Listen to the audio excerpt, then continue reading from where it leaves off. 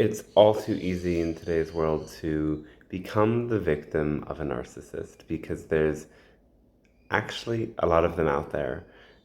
And there isn't as many of them out there as there are those who actually get to positions of power and authority. Because there's a connection between the way that our world is set up and the values that we hold at a collective level and the narcissistic personality. I'm not going to get into all of that today, but today I want to talk about how to recognize a narcissist ahead of time and about why they do some of the things they do and how we can essentially recognize it and protect ourselves. I'm going to talk about this specifically in the spiritual community because that is where I've seen a lot of them and maybe can speak from the most experience. So, getting to meet one of these people will sort of come with, at first, they might seem very open, very kind, and they're kind of testing you and trying you to see if you have that same kind of energy.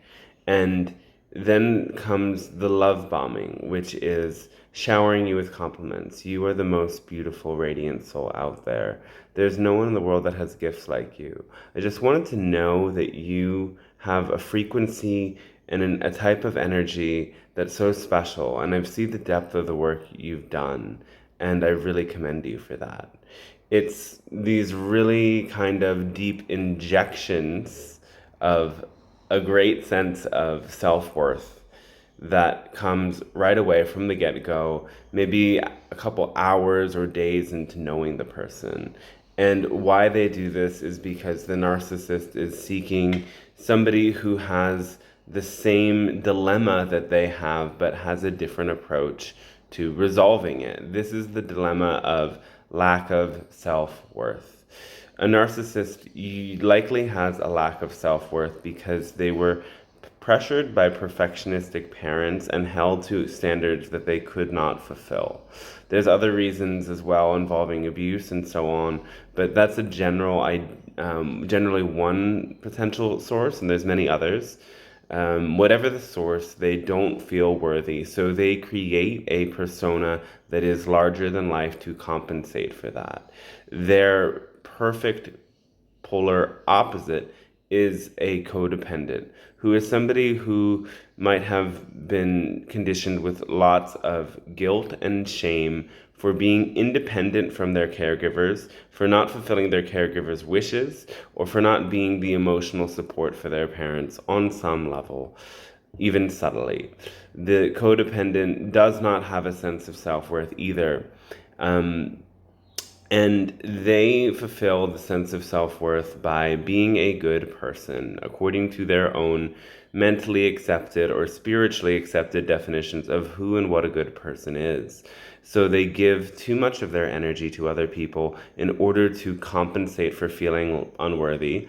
And the narcissist draws in as much attention and affirmation from the world around them of how great they are as a way of compensating for it. Because they don't believe it on an internal level, they need the external evidence. Whereas the external evidence for the codependent comes from people saying, you did such a great thing for me, thank you, you're great.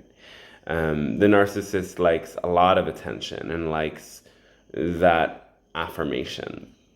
And so they will seek for somebody who is willing to be so nice and to be so giving and to be so generous. And most importantly, they're going to look for somebody who upholds their narrative that they don't fully believe, because they need somebody outside of them to reflect back to them this narrative. So with a narcissist, you're going to see a lot of storytelling of the same kind of general idea, like we as part of this spiritual community cult, we as part of this business, we as part of this tribe, we as part of these people on the right side of history or the right side of whatever, are the ones who are doing the thing, making the world a better place.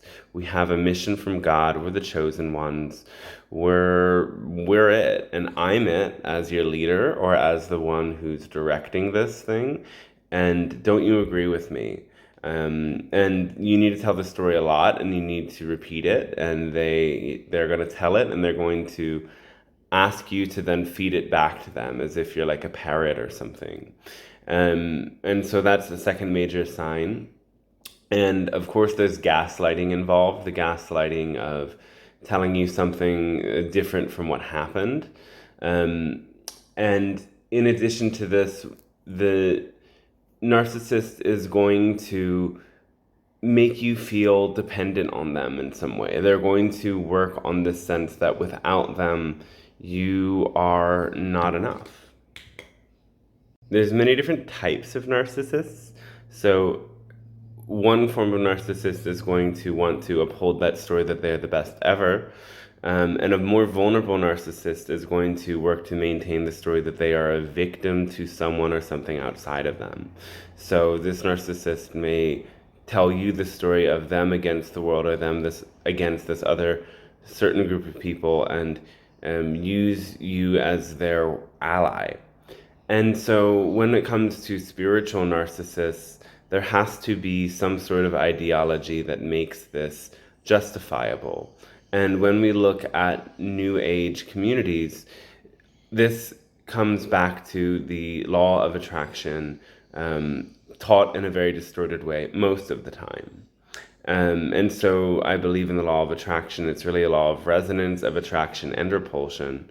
But when we're in a universe of duality and we're talking about attracting something, there's not just one being that attracts it, it's the other side, the other person as well, attracting the same situation.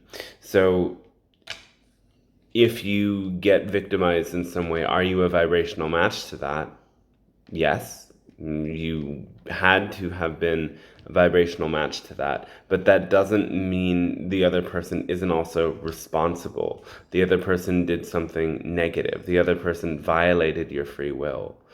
And instead, what happens in these situations is that anytime you feel upset, or even anytime that they did something to hurt you, that is your fault because of your vibration and the energy that you put out.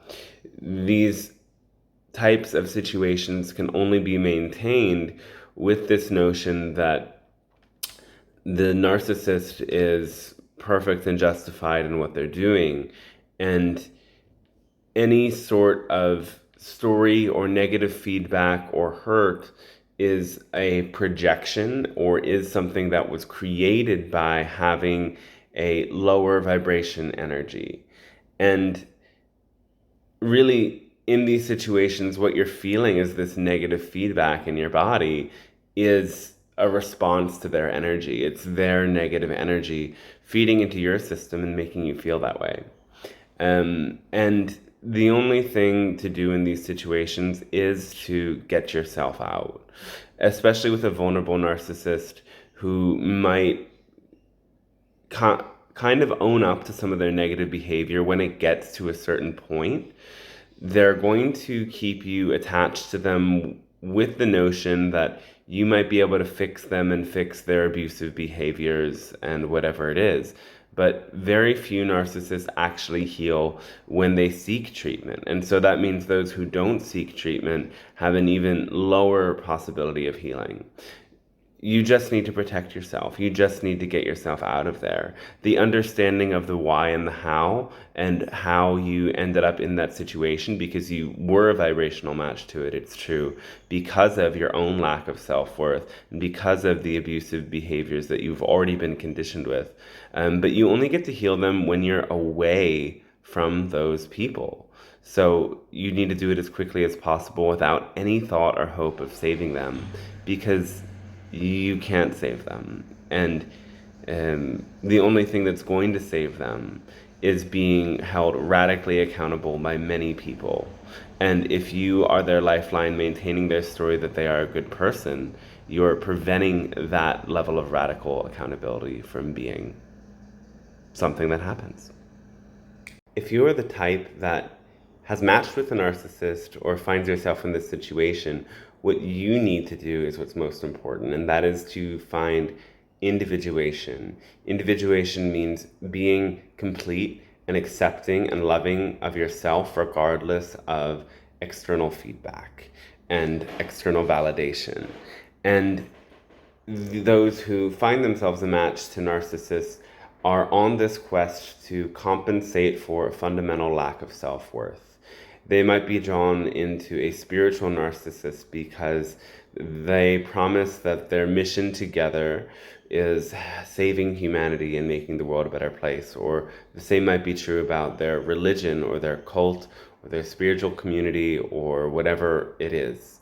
And you have to let go of this idea and recognize that while you can make a lot of other people happy, you'll make them a whole lot happier by making yourself happy first, because we are the ones who fulfill ourselves and fulfill our own needs and make our own dreams realities. And one of the best things we can do for anyone else is to inspire them, to show them that that's possible and that's valid and that's true. And so we have to snap out of the mythology that we've constructed of being the good person or the hero by making other people's lives better, and doing that in ways that go against the flow of what we innately want. Of course, a good and open heart is always going to lead you to help others, but there's ways of helping others that feel like so exciting, and there's ways of helping others that don't. There's ways of helping others where you are respected by them and you recognize you're innately valued and you're living your full passion and exploring your creativity fully. And there's ways of helping others that are squandering your creativity and making yourself like just a pawn in their game, making yourself like an amoeba to match their vision. And that's never going to be fulfilling to you, though you might feel so attached to this person who insists that it is fulfilling for you. So you need to break that attachment and do it as quickly as possible. Rip off the Band-Aid. When you rip off a Band-Aid, you don't do it slow, you do it fast.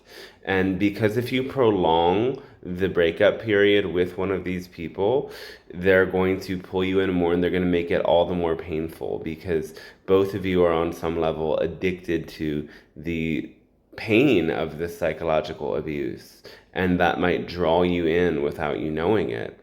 So without making them wrong, without criticizing them, without trying to fix them, without trying to win, just extract yourself from the situation and change your number, block them, do what it takes. Don't try to start a fight with them, and don't try to make them better, because your life is about enjoying yourself and enjoying your own connection to your idea of divinity. And you don't need anyone else to do that. Of course, community is one thing, but a community backed by a narcissistic leader versus community backed by somebody who's truly authentic and truly open to being held accountable and truly in it for the well-being of other beings is something very different than pairing with a spiritual narcissist. And in our day and age of social media and Hollywood and all of these things, there's a lot more narcissists out there than there are genuine people, from what I can see, at least the ones making the really big numbers. And that's another whole subject that I'll get into in another video about why we, as a society and as a culture, enable narcissists so much. Have a great day. I hope this really helped, and catch you next video. Oh, and by the way, if you find yourself in one of these situations and need help getting out, something that I have a particular gift for. So go to my website and look at my sessions and you can book something in. And as well, there's many other exciting offerings there.